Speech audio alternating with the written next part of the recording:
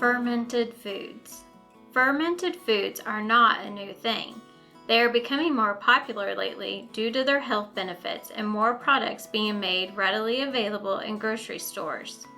Some examples of fermented foods are sauerkraut, kimchi, kefir, miso, kombucha, tempeh, yeast, natto, soy sauce, and many more.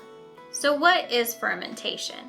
Fermenting a food is when you are controlling the growth of microorganisms and converting and changing parts of the food using enzymes. By letting enzymes break down the food, it can create new food products like soybeans are broken down to create soy sauce. Now onto some history. In China, around 7000 BC, a beverage called kuai is made from fermented rice, honey, and fruits. In Egypt, from 3500 to 300 BC, there is evidence of fermented dairy products like cheese, yogurt, and butter. They also use yeast to make bread. In the Middle East, around 2000 BC, there is documentation of pickling cucumbers. Around 300 BC in China, the fermentation of vegetables becomes widespread. 200 BC, fermentation of tea is said to be originated in China. But in 400 AD, kombucha is created in Japan, which is fermented tea also. Fermented foods are good for your health.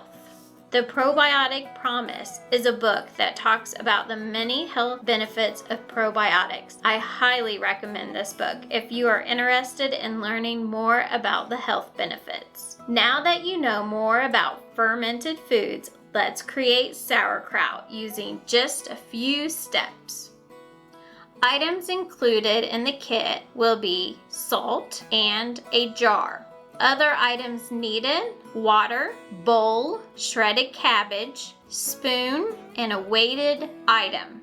First, slice your cabbage very thin and place in a bowl. I used a half head of cabbage with the 1 teaspoon of salt. Now massage the salt into the cabbage and it should start creating a liquid. After about an hour, scoop the cabbage into the clean and dry jar. After every scoop, pack the cabbage down with a spoon. Leave a little room at the top. If the brine doesn't fully cover the cabbage, you might need to add a little more water.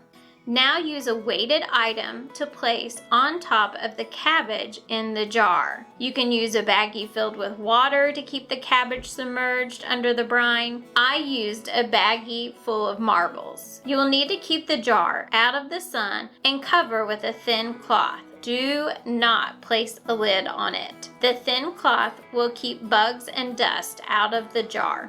Taste the sauerkraut after about 2 or 3 days.